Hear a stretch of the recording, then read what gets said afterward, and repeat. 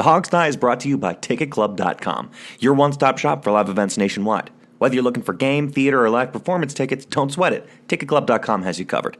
So make sure you're going there for all your live entertainment needs, and make sure you're clicking over to them from the banner at the top of the hogsty.com.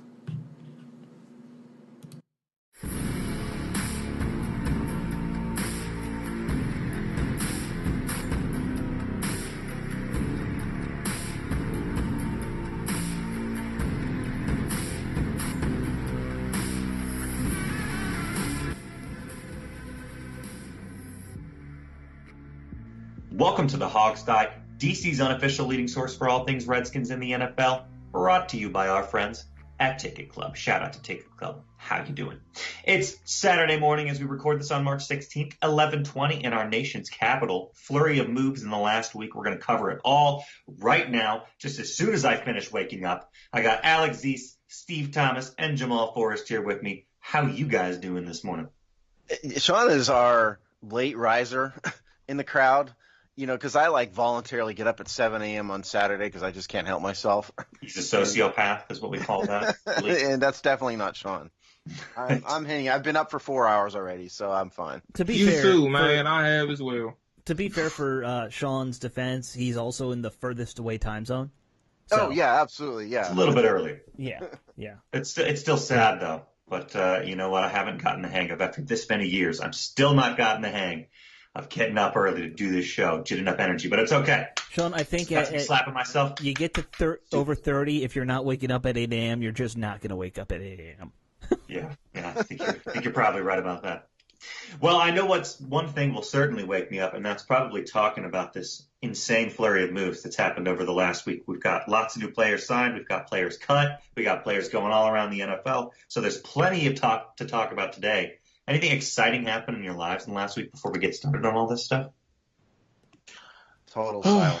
Yeah, hold on. I had to think a new about sump it. What pump. did I do last week? That's about it. Yes, I know about your sump pump, Alex. We know about that. That's not exciting enough for the show. You got to do better than that. Exciting. You know, I had a football tournament, but guess what? We were done after the first day, so we didn't even make it to the second day. This brings me up, Jamal. Did I see you post a video of you doing like a clean and jerk of 315 pounds? Oh yeah. I was I was deadlifting 350. Deadlift, okay. Yeah. Nice. Yeah. That's impressive. I never done 315 before. Actually, that day I did. I broke 3 personal records because we went up in weight every time. So I did like 275, 295, and 315 all in the same day. Wow. So you're making us all look bad, quite honestly. Well, I feel like a fat shit now. Okay. Yeah. Right. Thanks, Jamal. Look, man, not intentional. I'm sorry, fellas. No, that's awesome. That's impressive, though, man. That was seriously. impressive. Yeah. No, I don't think I've ever deadlifted 15 pounds. So there you go. Of course, you went to theater camp, Alex. So that's not. I never went to theater camp. I went to AV camp. Okay, well, sorry. Is there a difference? There are no women camp, in AV okay? camp. Yes. It's nerd camp. Either way. Ouch, Alex. Okay. Let's jump right on in then, because we do have some fun things to talk about.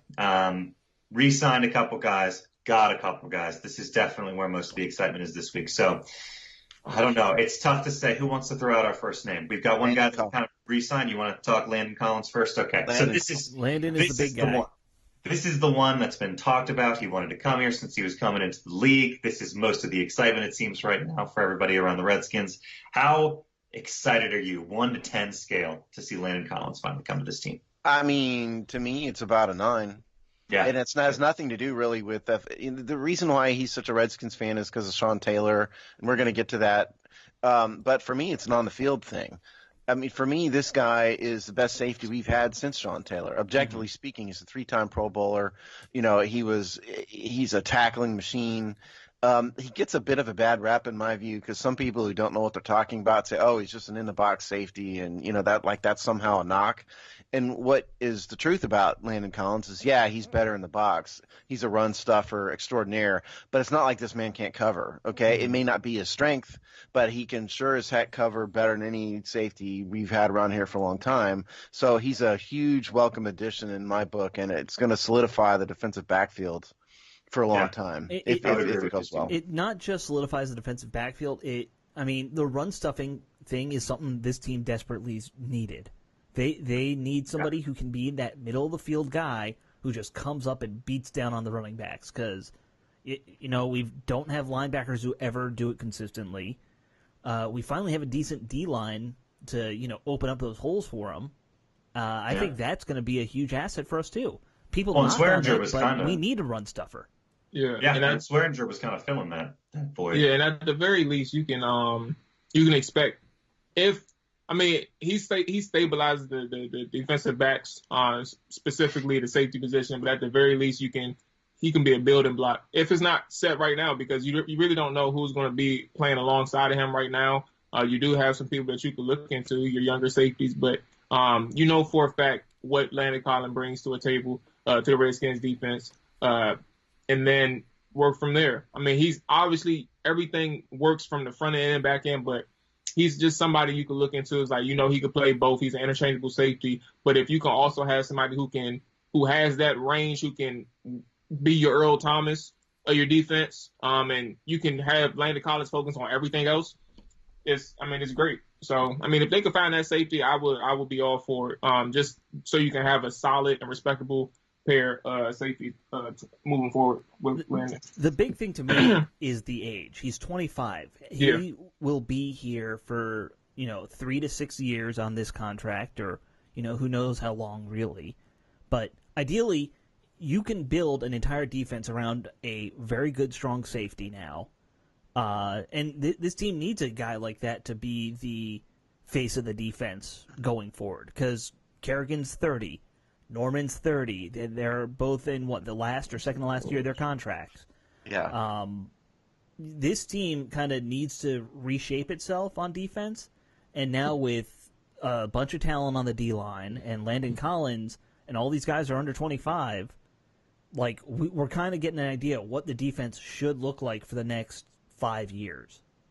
Let's talk about his contract real fast. Sure. 6 years, $84 million.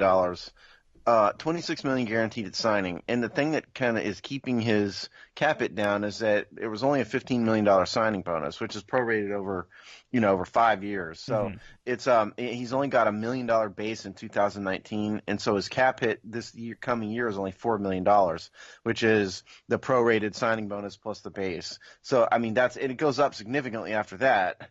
And obviously he's got a humongous dead cap hit, and so if they wanted to cut him, they couldn't possibly cut him. For a while, but next year, $14.2 million cap hit, so it goes up quite a bit.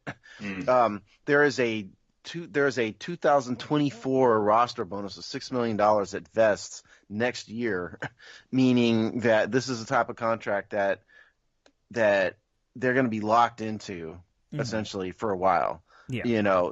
But because he's so young, I think this is why they weren't afraid to do this. It's backloaded.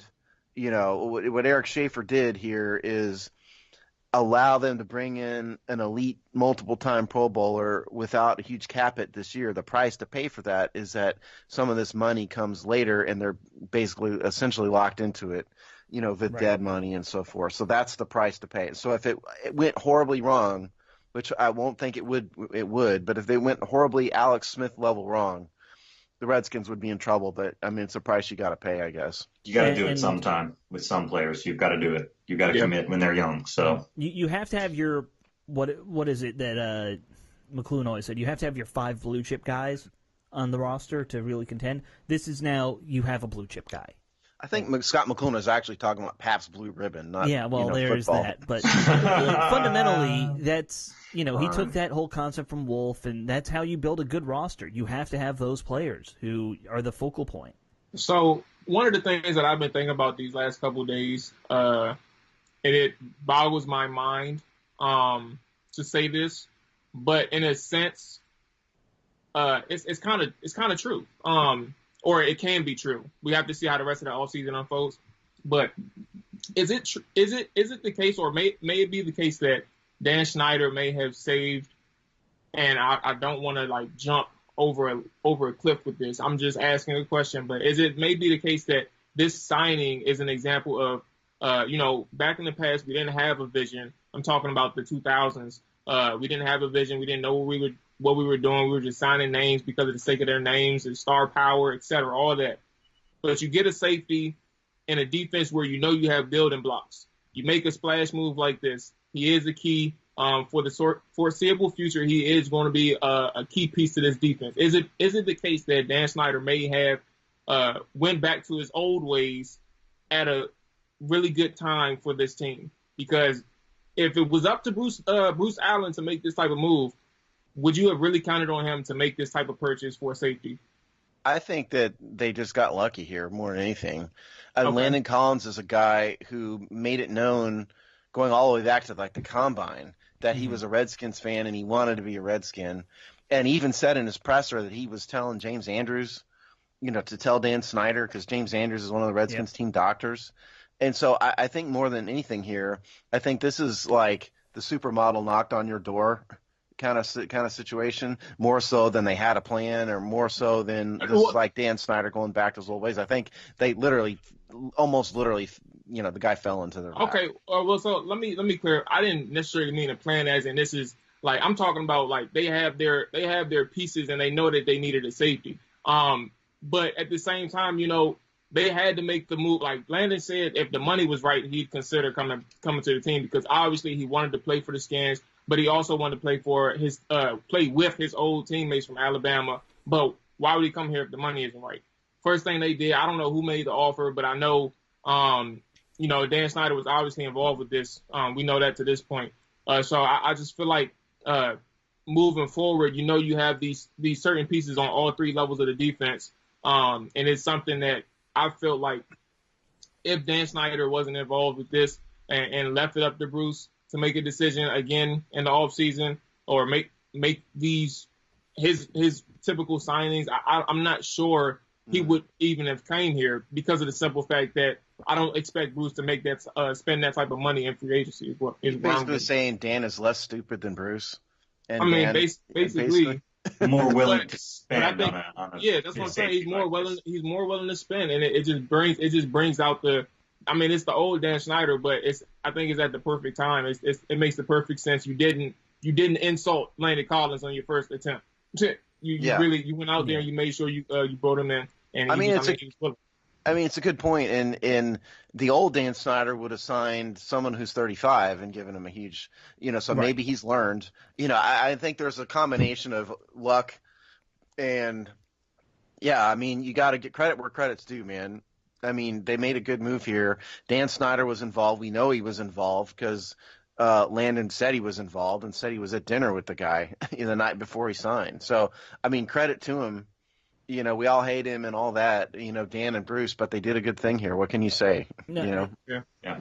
I think it's definitely the case. And, Snyder said a couple years ago, and actually he said it during the Albert Haynesworth signing, that he learned you don't sign guys at 30-something, that you got to get them at like 27 or under if you're going to pay a big-time free agent. So, how old was Albert Haynesworth? He was 27 when they signed him. So it would have been, if Albert Haynesworth wasn't a giant, fat, blob piece of crap, right, that would have been a good signing, right, potentially.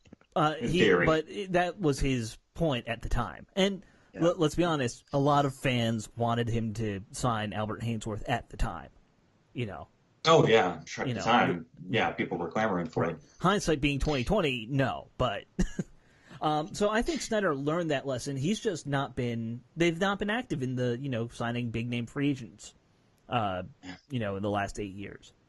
Burned one too many times. Yeah. How do we feel? Landon Collins wants to wear 21. Personally, I think you leave it alone. Number one, I think that puts way too much pressure on him because now you're living up to a legend, and so that's a lot of pressure on Landon Collins. But also, I think it's a bit disrespectful. He wants it. He doesn't feel the pressure, Steve. He wants it. I think it's disrespectful, too. The man is dead. He died tragically. Leave it alone and let the number rest and let the number honor someone who died during the season. I don't like it. Well, I think you don't put this kind of association with the number. What he said about getting it was exactly how you got to go about it. You have to get the blessing from the family, and then you should be allowed to wear it. And the Redskins don't retire numbers. It's not other than Baugh. We don't have a single retired number, either change that policy, and they some reason haven't, or you got to start putting these numbers back in the system. But in effect, these numbers are basically retired. They just haven't done it formally because they don't issue 7. They don't issue 44. But this isn't. That doesn't even. Rick Snyder was talking with, I think, Grant and Danny, and I heard him mention this. This isn't even a Dan Snyder policy. This is nobody's official policy anywhere in the team. Equipment guy more than anybody else. Yeah, it came from an equipment manager, and that's it. But listen, I mean, Dan obviously doesn't disagree with it. Otherwise, it would change. Right. Well, we're assuming a lot about Dan, I think. Yeah. I mean, but my point is with this, regardless of anything else, I don't think anybody ought to wear 21 ever because the man died. This is not just a Redskins legend. This man passed away. I'm 100% fine with people wearing the numbers if the family says it's okay. If someone wants 7 and Joe Theismann's like, I like this kid, yeah, he can wear my number, then let the kid wear the number. I don't care. To me, a number is a number. It doesn't bother me. Yeah. Yeah. Yeah, I'm about to say. I mean, I basically agree with Alex. I mean, I don't care one way or another about a number. Like I just don't. But it does. There is a process when it comes to like, especially something like this. It's just a process. So I mean, if he wears it, sure. I mean, that's cool. That's good. I mean, if he doesn't, that's good too. But I think the only thing to where I feel like he shouldn't is only off the sense of it's just way too much pressure. Like he'll never live up to Sean Taylor. Yeah. Regardless, no matter how good he is here, it's always going to be an expectation level of what fans remember of Sean Taylor, and then especially if you don't look good your first year or your first few games, it's going to be like the jersey numbers just too much talk, sidebar talk compared to what's actually going on in the season. Here's my response to that. Let's say he wears number 21. Let's say he performs poorly. How does that impact what Sean Taylor did? It doesn't impact what Sean Taylor did. It's just the sense of like it's just a conversation. Like, bro, this is an example of what they'll be talking about. It's like he's disgracing the number 21. He should have never put it on. He should have wore 26. That's his college number. Well, first off, 26 is gonna be taken. But I mean, you don't know that because I mean, you could buy a number off. You think Adrian Peterson's going to give up his number? It wasn't his number to begin with. It was Clint Porter's number, and Clint Porter was mad the AP wore. So you can buy the number off of somebody. Like AP he's a Hall of Famer. He can still switch the number. Who knows? But I'm just saying, like all I'm saying is anyway about that he can go back to 26. He could go back to he could go to a different number. But it's just off the sense that 21. It's just too much sidebar talk, and then fans will get upset. It's already fans upset about the conversation right now. They're already mad that 21 is even being discussed about this. I've seen one person on Twitter, and he's extreme. I don't even know him, but I know he's extreme based off this comment. He said, "I will forever hate Landon Collins if he puts on 21." He's a Skins fan. That's right. That's my crazy. Response. I mean, look, I don't agree. I don't really care a whole lot about numbers either. I don't care about uniforms or numbers, but I don't like the idea of somebody wearing the deceased Sean Taylor's number. But I agree with Jamal, the second part of what Jamal said, which is it puts a lot of pressure on Landon Collins, and it creates a drama when we don't need it. And what happens if he doesn't play well and all that. And by the way, we've kind of heard around the way a little bit the family won't stand in the way of this, So take that for what you will. But I just don't like it. I mean, wear 36. If you want to wear 36, that would be to me, that's a better solution. It's plenty of numbers. That's true. Now, I think he can probably revive the 36 number because, Jesus, Sua Craven is basically, we know. DJ wore it too, and, that number has not done what. If that's the way of people honoring Sean Taylor, then we're 0 for 2. Yeah, then stop. Yeah. Hold on, who was the person before Sua? Who'd you say? Well, DJ Swearinger wore last year. Oh, DJ Swearinger. Oh, I'm sorry. Yeah, it was Sua, then DJ. Okay, so, yeah. I mean, DJ played DJ well. He just talked, He talked himself out of work. And listen, by the way, I'm on that. We upgraded. By the way, yeah. I mean, it's crazy. We lost him last year and upgraded a couple months later.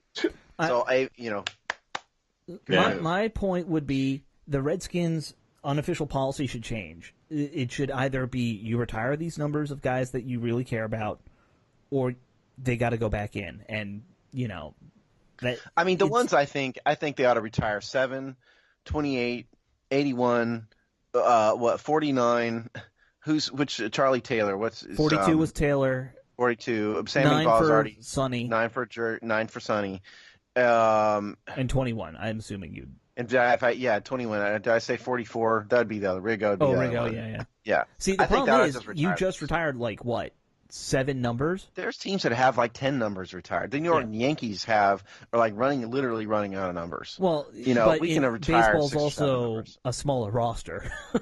I understand that, but I mean, the Redskins can retire 7 or 8 numbers. There's a lot of other teams that have that many numbers retired. Yeah, I just think you gotta, if you're gonna start saying we should retire numbers, you gotta make a pretty clear, where you're drawing the line. Look, even Hall of Fame level players. That's who you retire, right?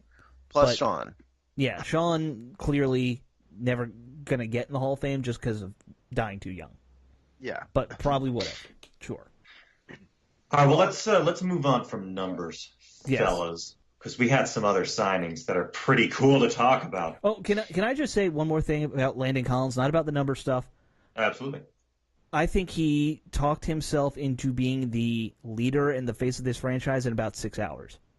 From when he signed to doing his press conference. If you watch his press conferences and you don't start tearing up when he talks about the dinner with Snyder and all that stuff. He's passionate. He has passion. I think he's the face of the franchise within a day. Him and John Allen, both. I think both of them together are the defensive leaders. Allen doesn't seem to have the personality for it. I mean, he's like, Swearinger was good because he kind of stood up and fulfilled that void, and he was kind of the vocal leader. I think Collins can maybe do that too, although he's younger, so that'll be an interesting dynamic. But yeah, who else on this team? On the defense is going to lead it. It's those two. It's the two boys from Bama there that we just mentioned. It. All right. Well, work's cut out for you, buddy. Let's talk about some other defensive signings since we're on the topic anyway. DRC. That's Dominic Rodgers-Cromartie, veteran cornerback to the team. How does this one strike you, fellas? I don't know what to think about this, to be perfectly honest with you. I mean, are they going to have – first of all, he's been a corner all his career. Yeah. Okay? Yep. He's never played safety. That's not to say he can't play safety. He's a professional football player. And that's what everyone's talking about him doing now, though. Yeah, I mean, he played 7 games last year for Oakland, only started 1. He ran a 4.29 in his combine. I don't know how close he is to that anymore. That was back in 2008. He's probably 32. Not that – yeah, he's not that fast, but he's probably still very fast. I don't know what to make of it. To me, it depends on what they signed him for, and we don't know his any details at all, even the length of his contract. So I'm gonna guess. I'm just gonna guess it's a 1-year deal. That's I have no my idea. assumption. I mean, surely they wouldn't sign him to a long-term deal, but who knows? Yeah. To me, I guess you put him in the safety rotation. Like Alex just said, that seems to make the most sense because they've got a whole ton of corners on this team. You can put him in safety, maybe have him be one. Remember what we did with Sean Springs in the twilight of his career, where he was a safety who then moved into nickel in certain situations. I could see him kind of taking that. Well, D'Angelo Hall moved to free did safety. The same thing. Yeah. Our old Cobra package that we used to play way back with Greg Williams, where we had two strong safeties basically. Yeah. Yeah, I don't know. I basically agree with you all, so I won't be too long with it. I don't know. It depends on what he came here to play. For what I know, he's a really good slot corner, and he's a really good depth guy. He can fill in, especially for somebody who may not be ready, like Dunbar. Nobody knows specifically what his health status is going to be. So we just have to see how it works out down the road. So, what was the reason, Steve, that he only played for 6 games last year? Well, 7. Or 8, 7? It was 7. The reason is that he retired. He voluntarily stepped up and voluntarily retired in the end of October. I think it was October 30th. Yeah. And then just a week ago decided he wanted to unretire, and here he is. So why he retired in the middle of the year like that, Well, he was with Oakland, right? Yeah, he was with Oakland. Maybe that's why. That could be part of it. Okay. Hey, yeah. I mean, he gave up a lot of money, though. I would assume that if we were interviewing him and we asked this, I would assume that he would say something like he lost the passion for the game and then realized he missed it and wanted to come back. I would assume that's probably what he would say because the man gave up a significant amount of money. He gave up half a season's salary, which most people wouldn't do. So in one hand, I admire him saying, okay, I'm gone, rather than just, being a fraud out there for a half a season. So I admire that about it. Sure. That says, to me, it says a lot about his character to walk away like that instead of just, I always get him and there was one other elite corner a couple years ago that I always mixed him up with. Is he the one who was like the highest paid corner like 4 years in a row? You're talking about Darrell Revis? Oh, that's who it is. Darrell Revis, yeah. Okay. Darrell Revis is a totally different side. That dude is a complete diva and all that. Right. I mean, that's not. I don't know why. I always got Dominique Rodgers-Cromartie and Darrell Revis mixed up. Well, see, I mix him up with Antonio Cromartie, who I think is like his cousin. Yeah. Antonio was the one that couldn't name his children. Right. He had like 30. Yeah, it's a lot. He's the Genghis Khan. He's the Genghis Khan of the NFL. So I don't know. This confluence of circumstances makes me very much hope we didn't pay him a lot of money. And it sounds like, Steve, that's what you're saying is we probably didn't. Well, I mean, we literally 1 year thing. Yeah, I know we don't know yet. Yeah. But I'm just saying, this thing, he retired halfway through the season. He's 32. I'm really hoping he did not get any kind of big contract, but he probably did not. I mean, at most, maybe. I mean, you could see, the Redskins having a second year on this, and it's a contract that he can be cut, easily, or maybe it's an option or something. Yeah. But surely they didn't give him any kind of guaranteed money. They'd be foolish. I would kind of suspect he's signed for the same reason we had Orlando Scandrick last year, where you want to have at least one corner who's a veteran who you can trust if something happens. Well, unfortunately, they gave up a little bit too soon on Scandrick. That's true. They would have needed him down the road. Yeah, actually, yeah. We needed a lot of things once we started hitting that road. Needed a lot of things. Well, listen to that, because here's our corner group, okay? Because Jamal's right. I mean, they could have used Orlando Scandrick, because we've got Adonis Alexander. Yeah. The rookie. Another guy they talk about possibly moving to safety. Alex Carter, who's that? Quentin Dunbar got hurt. Josh Holsey hurt. Denny Johnson, undrafted free agent who got hurt. Harlan Miller, Fabian Moreau, who's the young player. Josh Norman, we talk a lot about him. Jeremy Reeves, who didn't play at all. And then Greg Stroman. There's not a solid veteran among that group. And so from that respect, DRC probably isn't what he was, when he was 25, but he is an established veteran. Who could come out there and actually play in a competent manner. If you needed to put him on the weak side, opposite Norman, you're okay for a game or two. Yeah, well, that may not be the weak side, depending on the formation. But but you know what I mean. Yeah, because the guys we saw last year, to me, like Greg Stroman, to me, looked terrible in coverage. I mean, he's young and he may get better. I'm not saying he needs to be cut or anything. He should be your fourth corner. Yeah, he looked terrible. Danny Johnson got hurt, and he looked better in preseason anyway. And the rest of these guys, I mean, Fabian Moreau, he's been a little bit disappointing to me. Yeah, he struggled. Dunbar is good when healthy, but he got hurt pretty bad. And you have to understand about Fabian is he never played slot corner at UCLA. He's more of an outside corner, and that's Dunbar, where Dunbar lives. Right. And we don't know. Dunbar's got this weird nerve thing, so who knows the nerve things, we saw it with, who was it, Jarrett? Yeah, Kaishan Jarrett. Yeah, like, that scares me now when I hear a nerve injury. Yeah, but Kaishan's got this documentary out on him, by the way. I don't know if I don't think it's broadcast somewhere. I think it's just on the internet. But somebody's filmed an hour-long documentary on his life and what he's had to go through. I saw a little bit of it. If you go to his Twitter page, there's a link to it. I might go check it. I've seen pictures of him, and his arm is better, but you can still see the difference. Yeah. So the point is, whether they put DRC out there at safety because they need a free safety, do you really trust Monte Nicholson, to be free safety? And, they also need a guy who can come in and actually play corner in a competent manner in a pinch if Norman or Dunbar come out or get hurt or whatever. So from that respect, that's Rodgers-Cromartie. And as Jamal said, maybe they learned from Orlando Scandrick. They cut Orlando Scandrick without even giving him a chance. What was he, like a month? And then I think they cut him after the third preseason game. And then Scandrick went to Denver, I think, right? And ended up playing and having a decent. He was pretty good last year. So maybe they've learned. Yeah, maybe. You can only hope. Okay, anything else on DRC before we move on to our re-signing here, which will be fun to talk about? Let's move on. Good luck. That's all. Good luck. There you go, Alex. That's a good thought. Okay, good luck, to everybody. Okay, we re-signed Mr. Adrian Peterson. For Steve, help me here. It's 2 years and some change, right? No, it's not 2 years and some change. It's a 2-year contract. Well, it's change as in he's getting paid. Well, yeah.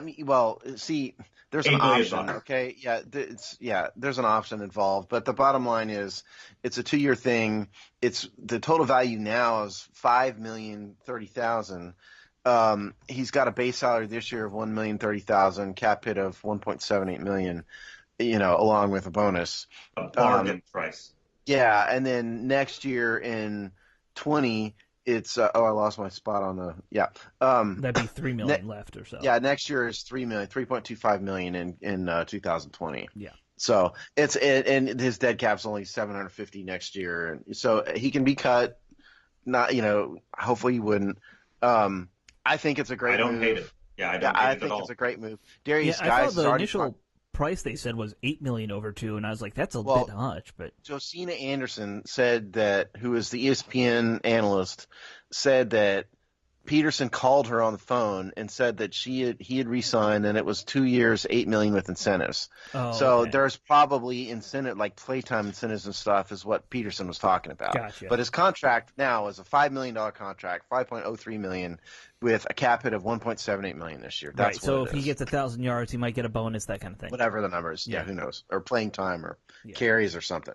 I think it's a great move, personally. I mean, it doesn't hurt. If you wanted to be savage about it, if the Redskins want to be savage about it, they would have strung him out, seen how the free agent market played out, see if they could get a younger guy in here. But look, I mean, I don't think the Redskins need to play those kind of games. I think it's great to have Darius Guice, provide Darius Guice with a mentor. He's already talked about that. Guice has. So I think why mess around with it? Just do it, and everybody liked it last year. You now have a real, on a team that's got a lot of weaknesses, your running back group looks like a very good strength. Yeah, I agree. Yeah, I would rule. I agree. The top three is very. That's a good trio. But what I would do moving forward, though, personally, I would everybody not named Darius Guice and Adrian Peterson roster spot should be challenged. And that can be bringing in. I do not mention Chris Thompson only because of injury history, age, and contractual status after 2019. So that's the only reason why I was like, you could bring in somebody else and challenge those. Everybody else not named those two. And that could be through late round draft picks. Don't have to be early rounds, but I don't think they should just give up on because they feel like they're set with those two. They shouldn't give up on trying to make the position better. Well, Kelly's supposedly, I read somewhere that Kelly's basically gone. I don't think he's re-signed anywhere, but the team's not going to bring him back. 2016, he had a nice little run. Yep. I mean, Samaje Perine is a draft pick, and so they're going to probably give him a chance. Right. I don't think much of him in terms of his running ability. At the beginning, I'm done. Yeah, I think he's kind of just a guy. I don't have anything against the man, but I don't think he's going to ever be a starting quality back or anything like that. So, yeah, I mean, challenge it. Draft a late round running back, and who knows, maybe you find another Alfred Morris out there, and then they can cut Perine and be done with him. And remember, we've also got Elijah Wellman on the roster right now. Elijah was in camp last year. He's a fullback. Right. So is this the year that Jay Gruden actually keeps a fullback? If you're going to be a run-first team and you don't look like you have a passing game, I kind of feel like you need one. Well, because remember, he started using Ryan Anderson as a fullback last year. And apparently, okay. Yeah, and apparently that was Ryan's idea, too, from what I understand, that Ryan wanted to get playing time, and so he volunteered to be a fullback. Can we talk a little bit about that at some point? What is the deal with Ryan Anderson's influence on this team? It's very weird. Because he was also involved in recruiting Landon Collins. Yeah, he's apparently like the leader of all the Alabama guys, despite the fact that he does virtually nothing on the field. Yeah, he's been quiet. I mean, maybe the dynamic between those guys, maybe he's a leader. Maybe that's just the dynamic of him. That's what and apparently he's, I'm going to go play fullback. All right. What? No one's going to stop you. To finish my thought, though, then we have also got Russell Hansborough, who is a futures guy, contract guy who they signed. So that's the group. So Elijah Wellman, watch out for Elijah Wellman. Russell Hansborough, is he a fullback too, or what's his deal? He's a running back. He's a running back. Just running back? Okay. Yeah, he's not a fullback. Russell Hansborough, welcome to the Russell Hansborough Hour, folks. He's a 5'9", 195, undrafted free agent out of Mizzou. Okay, so Chris Thompson type. Yeah. Gotcha. Right. All right. Shall we move on from our signings and re-signings? Any other lingering thoughts about those guys, that group? AP, Collins, DRC, anything else that we talked about in context of those? I'd say 2 home runs and a solid bunt. And a solid bunt. How about a solid single? It's a bunt? I think DRC's it's not a bunt. Single? He can run out a bunt. Is it a sacrifice bunt? No, like it's one of those trick bunts where you do it at an unexpected time to try and run it out. It's not a suicide squeeze. Then. No. All right. All right. Beautiful, then. Let's talk about some cuts, guys, because we got some cuts. Let's start there because it's easy. Okay. I'll just throw out the first guy. Goodbye to Mr. Brown. How does that one strike you guys, Zach Brown? Deuces. No longer on the team. Deuces. Yeah. Ouch. So cold, Steve. So hostile. To me, he was a huge disappointment. And Mark Bullock came on this very show a month ago and said he was our best linebacker. I don't agree with Mark. I think Zach Brown left a lot on the table. I think he left a lot on the table. He had an attitude problem that didn't help. But from an on-the-field perspective, I never thought he used his athleticism and his elite speed. He got that big contract, and I thought he kind of dropped off the table. I think we can do better. The attitude thing was kind of the biggest surprise I had about him, is that he was starting to talk bad about the team and starting to create some of that issue in the locker room. There's a reason the guy keeps getting bounced from team to team. Yeah, and maybe that's it. It just didn't. He seemed very quiet in terms of his personality when he was first with the team, and then it seemed like once maybe his play started slipping, that's how he compensated. He got a little louder. I don't know. I'm not as ready to say Mark Bullock was wrong saying he was our best linebacker. I mean, who's better? Well, it's kind of like being king of the fools too. I mean, That's true. What other quality linebackers do we have? No, you're right. I think there's a lot of upside to some of these younger guys, but they're younger though. Sean Dan Hamilton, younger. In terms of Brown, let me just say real quick that in 2017 he might have been our best linebacker, might have even best guy in the front seven that year. Yeah. He was playing for a contract, got the contract, and he did what a lot of these guys do, man. You get that big money and you just stop trying. Yeah, it's so hard for me to say that that's what happened. I mean, it certainly seemed that way because the play dropped off so much. Jamal, I know I see you got thoughts on this, so hit me with it. Tell these guys they're wrong. Yeah, only thing I was going to say is I don't know. I don't know about what his mindset was. After he got his contract. But I just feel like.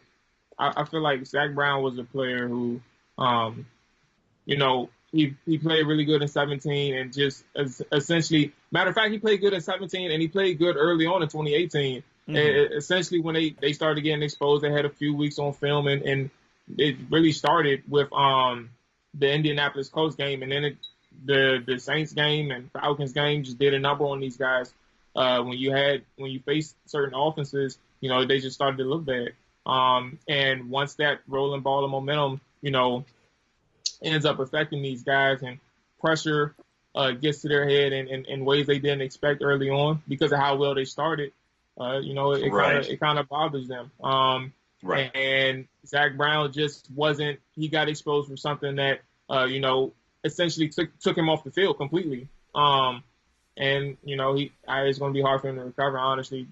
So I mean, the other part to all this is Reuben Foster, because it seems to me from the things that Bruce Allen has said, in his couple appearances, press appearances, the team seems to be counting on Reuben Foster to actually play.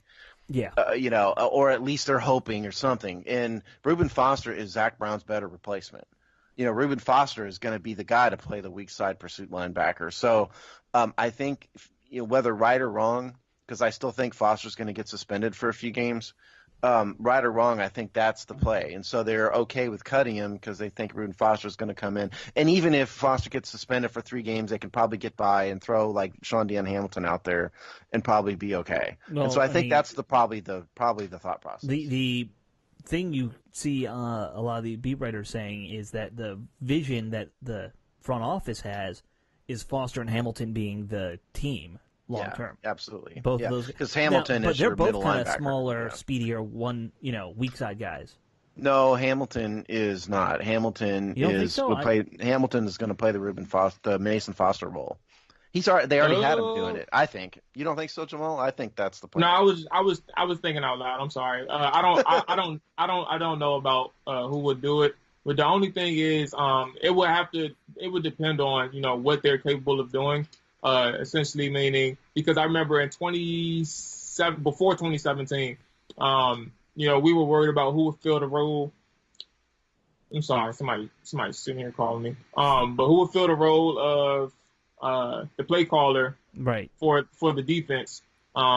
With it was when Compton left, right? Yeah, Compton. I'm sorry. I'm sitting here. I got distracted by the phone call. But when Compton left, and people didn't know that Mason Foster could do that because they figured he was the person who wasn't capable of doing it. So we just have to figure out who's going to be able to do that as the season rolls on, as training camp goes on. You'll know who'll be able to do it we're going to be at training camp, so we'll be able to see who's going to be calling the defenses and things like that as time goes on and how they look in preseason and stuff like that. So I don't know. I was just thinking out loud earlier. I don't know if he'll be able to do it, but we'll see. I think right now the plan is clearly to have Sean Deon Hamilton, or maybe they keep Mason Foster on for another area. Who knows? But the other thing is they may draft a big time middle linebacker. That's true. Inside linebacker. They may spend a first round draft pick on an inside linebacker. In our 85 years as a team, we've never done.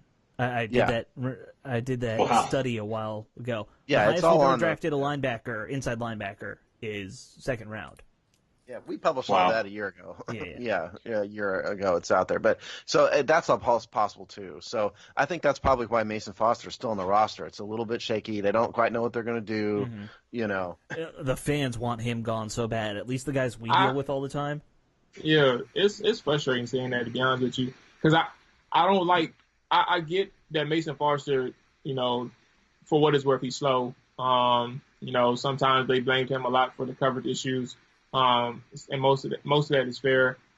Some of it's fair. But people, I come across people who are irrational because they dislike him so much, mainly because of what he said about the fan base. But fact of the matter is he's made a lot of plays for his defense throughout he came in 2015. He made a lot of plays throughout his defense over the past 4 years, and he made a lot of plays for his defense last year. There's a reason. And I hate to get in a rant about Mason Foster, but it's just the simple fact that there's a reason why the Redskins were in the game against Houston, Texas. Like, he literally forced 3 turnovers by himself to keep this defense and to keep the team in the game. Yeah. And nobody wants to give him credit for making any plays this year. It gets frustrating. But it's like, what do y'all see that makes y'all go out on a limb and say he sucks so bad when he's a key piece to this defense, being even as decent as what they were?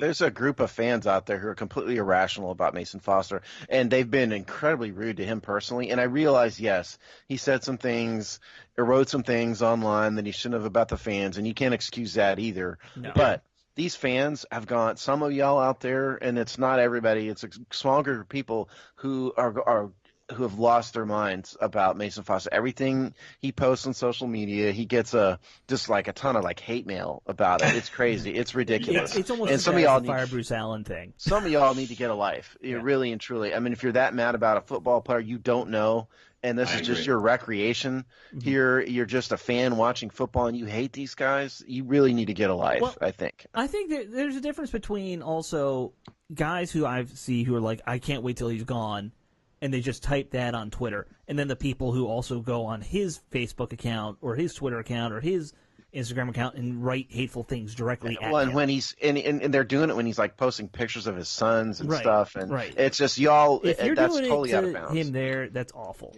Yeah. And I don't. And Jamal has a point. I mean, there have been times that Mason Foster has played well. No, he's not athletic. Yes, he's been out of position a lot and all that. But there have been other times when he hasn't. And I was about to say that's all I was getting at really.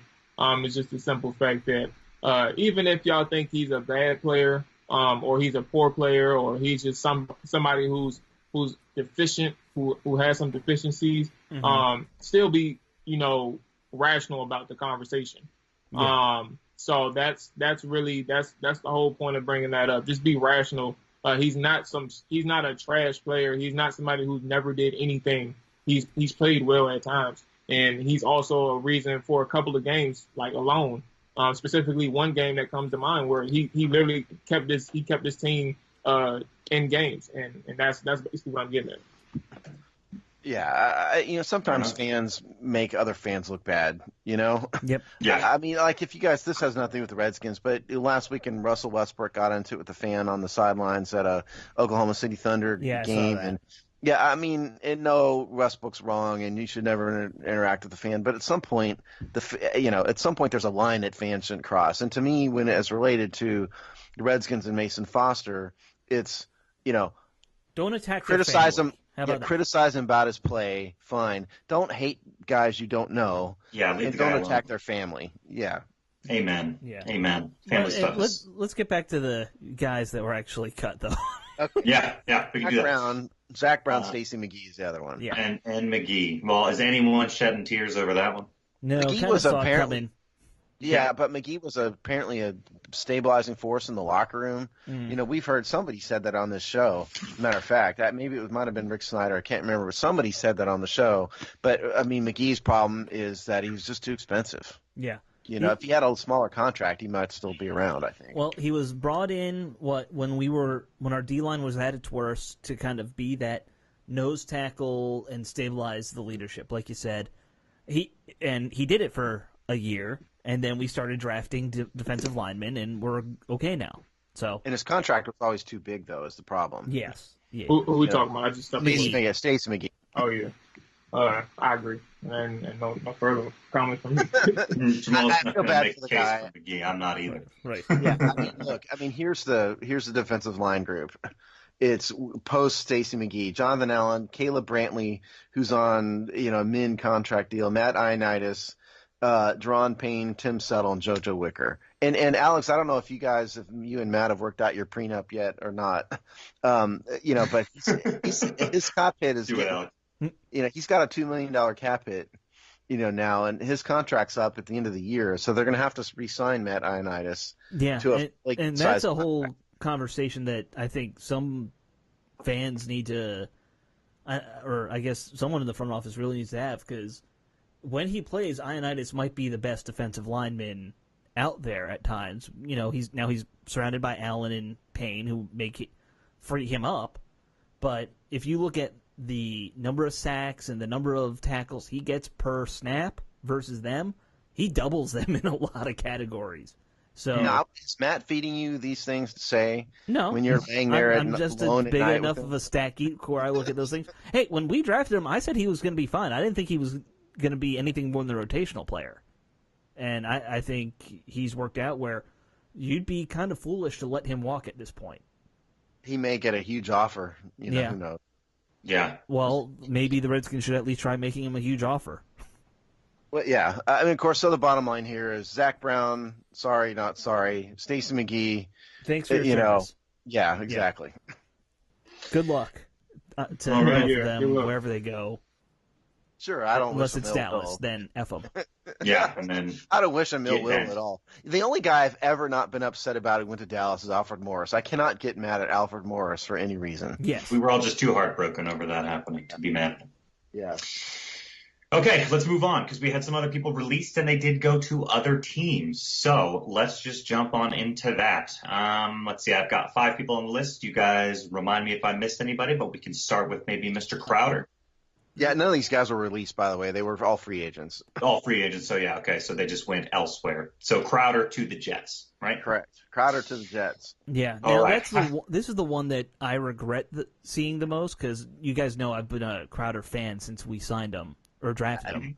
Yeah, I have to. I mean, yeah, Yeah. I I think this one will come back to kind of bite them in the behind when they realize that, oh, we just let our best receiver walk away. Look, the dude got a 3-year $28.5 million contract. Oh, my goodness. There's only so many of those contracts they could give out. Yeah, but this is the going rate for good slot receivers now. If you want to have one, you got to pay one. It's like this, though. You want a Big Mac, right? You're in McDonald's. But the problem is you have $3 in your pocket, so all you can really do is order off the dollar menu. Yeah. That's the Redskins. They can only buy one Big Mac, and they spend it on Landon Collins. Yeah, I understand. Because listen, I mean, here's the salary cap. I just redid the salary cap chart finally. It took a while. Yes, I'm sorry, but it took me hours and hours to fix it from the end of last year. So, but the bottom line is this. Right now, today, understanding we do not have DRC's contract.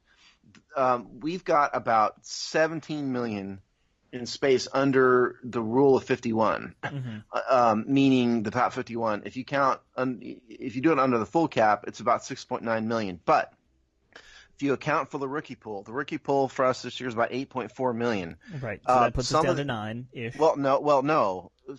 Yes, but the rookie pool under the rule of 51 eliminates about half the rookies. Okay? Oh, right. And so if you account for that, the offset for that is about $3.2 million. Okay. So it's really about $5 million is for the rookie pool. Okay, so then we're down to 12, and let's just guesstimate that DRC is not breaking the bank. He may be getting $1 to $2 million. So you have right around 10. So Crowder would have eaten up almost all your, and I understand that. He would have eaten up all your space. Yeah, and so we've got about $12 million total under the, and I just realized I made a typo on the one I published, so I need to fix it. But the bottom line is they've got about $12 million left under the Rule 51. Who's this Jamison Doubter guy in there? No, it wasn't that. I had a formula that was screwed up. I had one of my formulas was screwed up on the chart, so I got to fix that when we're done. But the point is, yes, they could have signed him, but at some point they need to start saving money because remember that Brandon Scherf needs a contract next year. Yeah. They can't just afford to lock themselves into all these players. I hope they get that done this year before we get. Yeah. I'd like to, by the way, correct myself with something. Alex asked me about that like 2 weeks ago, Scherf, and what I said was I kind of misspoke. What I said was, they can't change his cap hit this year. What I really was trying to say, and I said it badly, was that they could, but I think they probably won't. I think they would just live with the $12 million this year and then extend him to get another year rather than redoing this year. That was what I was trying to say, and I just misspoke. Right.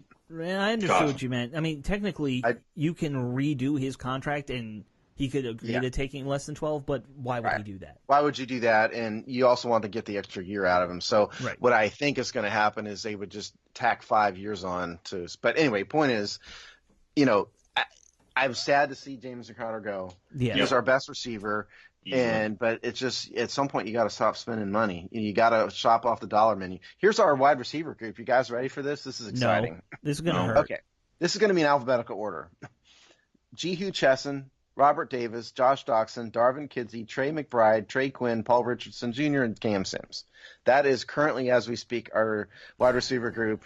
If you could name a worse wide receiver group in the NFL, I would like to hear it. Yeah, it's bad.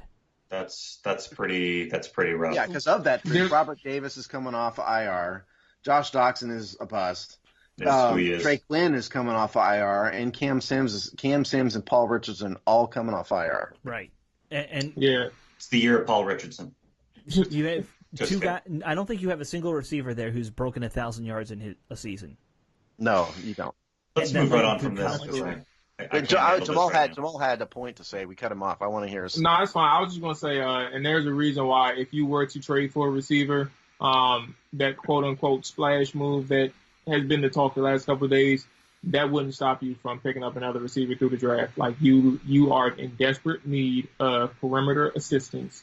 And these guys that's on the roster are not proven. As much as I like Cam Sims, and we know how much I like Cam Sims. Yeah.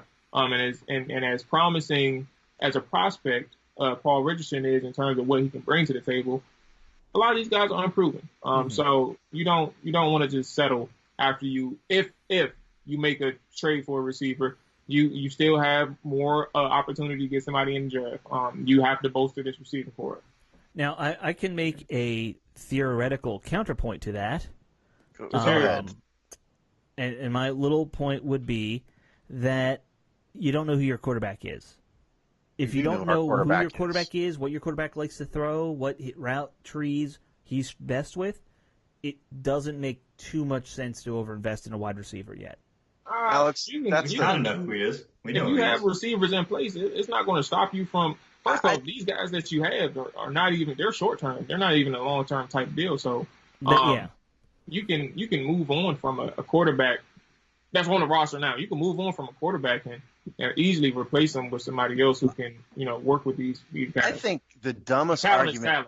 I don't mean to be insulting about this, Alex. I know you, but I think the dumbest argument I've heard about this ever is that we need to not bring in receivers because the quarterback isn't solved on a long-term basis. That's freaking stupid. Okay, you get talent when you can get talent. And it's not like we've got me out there at quarterback. They do have a competent pro in Case Keenum out there who's probably going to be the starter, or Colt McCoy. Yeah, why would you pass up on – so what? Why would you pass up talent at wide receiver just because your quarterback situation is in flux? Because you have a quarterback like Alex idiotic. Smith, maybe. I know he's not going to roll with us probably, but you got a guy who can't force the ball downfield. Are you really going to break the bank on $100 million, $50 million contract for some lights out receiver that's not going to get the ball? Why would you not add talent if you can add talent? It's got to be the right talent. It's got to be the right talent. There's a bunch of wide receivers out there who you've seen this where they work well with certain quarterbacks, and then they go to another team, and it doesn't work out. Or I'm not saying trade for Julio Jones, okay? But, if they drafted, like DK Metcalf or N'Keal Harry. If you're drafting a guy, I'm fine with that. That's, generally speaking, financially not a big investment. I'm talking about a big-time trade for A.J. Green, which is the I'm not in favor of Antonio Brown. I'm never in favor of big-time trades. They never work out. I don't know what trade. I don't know what trade works out. Like that for any team. It's like normally you can't recreate the magic. Well, I'm not in favor of that. That's my point. If they first off, I don't love the idea that everyone wants to trade for a 31-year-old wide receiver. I don't understand why you would. Yeah. But depends if you can get him for like a third. For AJ, actually, I think he'll be turning 30 this year if I'm not mistaken. Or either way, continue. Go ahead. To me, though, that's not worth it. This team should not bring in a single person under 25, generally speaking, or over 25 at this point. They need to get younger. That's hard to find. But, yeah, they need to get younger. And, I wouldn't – here's my point. I don't mean to sound like so much of a jerk. I wouldn't stand in the way of trading for a guy like A.J. Green, but I wouldn't break the bank for anybody, okay? Right. That's what I'm talking about. I don't think having an unstable quarterback situation is an excuse for not adding talent. If they're saying they want to make a big splash, that's usually just breaking a Dan the Snyder bank. Marketing thing. Yeah. They need to not do that. And Jamal, I don't know. You weren't here when we were talking about the combine. What do you think of DK Metcalf? I personally like DK, but I think there are a few receivers already like pro ready coming out of the draft before DK would be. He's a person who'd have to be like fine-tuned as a receiver. Who I'm not even sure. Okay. No, that's the dude from Ohio State, but yeah. I'm not even sure about him. I've seen some other guys, but I think that, for example, N'Keal Harry, Hakeem Butler. Guy from NC State. That's slipping my mind right now, but it's a couple. And shoot, Brown from his teammate. He makes me nervous. Marquise with the Liz Frank injury, that makes me nervous. Yeah, so I just think that in terms of being ready now, they'll all be ready to go. But when you talk about DK Metcalf, who's just a person he's quite frankly a freak of nature, and a person who has great size and great speed for his size. It's just a prospect that it's hard for anybody to turn down. But if you're not the nuance of being a receiver and the pros, if you're not able to just simply do that, then how are you going to be able to showcase your athleticism? You can't just keep running post and flies and fades forever. So you still got to run some other routes. That's my problem. I kind of wonder if DK is can't run the full route tree just because he's not that agile. He's clearly a vertical guy. And so it makes me – and, yes, he's a freak of nature. Somebody's going to draft him high. But part of me says we don't need that. There was something I can't remember where I saw this now, but something about the offense they ran down there at Ole Miss where apparently most of the time they don't have a route tree. It's just go get open. Yeah, that's what they said too. But, yeah. I mean, I don't know. Like there's still other ways to get. And I agree. I shouldn't say I'm not disagreeing or agreeing. It's just the sense that I feel like if that's the only thing that you ran, I mean, of course your greatest asset is your speed for Metcalf, but come on. There's other ways to exploit the defense. Yeah, I mean but you have to look at the weight and the size and everything with him, man. Like that is a physical freak of nature, no question. I put it all together into being a receiver. I didn't mean to get us totally sidetracked on that. I was just No worries. So we are in an interesting position, fellas. You guys got to tell me what you want to do. We got 4 more guys, but we got to shove them into a couple minutes here if we're going to do them. So let's just run through it. No, let's run through them. We talked about the big-ish one. So okay, Preston Smith to Green Bay, underperformed here. Green Bay's very excited to have him. I always thought he was too inconsistent, and I was kind of glad we didn't pay for him. Yeah. I'm just going to give my thoughts on all of them. You guys can do that, and I'll be done. How about that?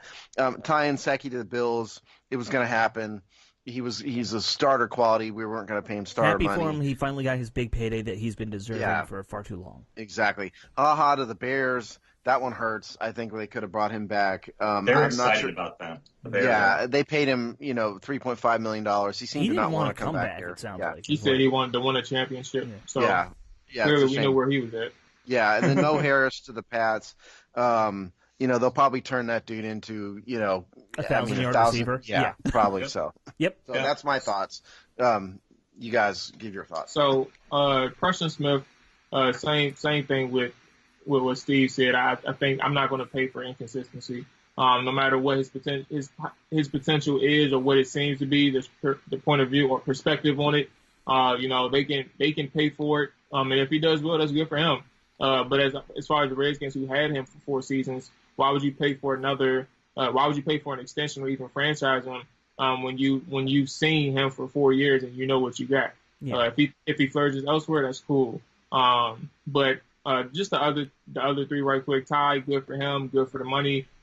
He's deserved it, like Alex said. And then Maurice Harris. I mean, do what you got to do. You're going to be in a good system. You'll thrive if you can stay healthy. And you can stay on the field and earn your spot. You'll do all right. I think I've it's pretty well known. I've always liked Maurice Harris a lot, and Ty was super nice with us the one time we had him on the show. Yeah. So I'm happy for those guys that they're going to be getting better money. So there's that. But it will kind of you don't want to see good guys leave the locker room, but it's part of the business. Right. Yep. Smith, whatever. Good luck in Green Bay. Yeah, good luck. Yeah, good luck. I mean, and Ty toiled in a million different leagues that nobody's ever heard, even Alex hadn't heard of. Yeah. And that's saying a lot. So, I'm happy it took him years and years to get to the point where he signed a contract like that. So you can't not be happy for the guy. All right. I got very little to add to any of that, guys. I think I'm not really torn up about how that doesn't really bother me very much. I guess I hear what you're saying. Harris, that's the head scratcher Patriots move that, like you guys said, will probably pan out for him. The other 2, it was time. There's been murmurs about Preston Smith and Nsekhe. I think you guys summed it up pretty well. So I got nothing to add. That's everybody. That's all the releases so far. That's the signings and re-signings so far. Obviously, there'll be much more. Any other lingering thoughts you guys want to shoot out there before we let people go? We'll get like 3 comp picks now if we don't do anything else. Who cares? I sure hope there's fans out there who seem to be excited about next year's comp picks and seem to think the Redskins are planning free agency based on comp picks, which is just dumb. They aren't doing that. No. To me, what the major things that are left, we desperately need a right defensive end, or 4-3 outside, 3-4 outside linebacker. They need a Ryan Kerrigan flip side because we have none, and they need a wide receiver. To me, those are the huge holes on this team that are left that need to be job number one in the draft. I would argue guard is probably the number one if you're going to be a run-first team. Yeah, we need a guard. You need a guard. You know. Yeah. All right. Well, plenty more to come. Then I'm sure we'll address those needs, or maybe not. Cool. We will obviously be back with you guys next week for another episode. Got more content coming throughout the week, so make sure you're checking out the hogsty.com. And that'll do it for this one. We'll see y'all next time.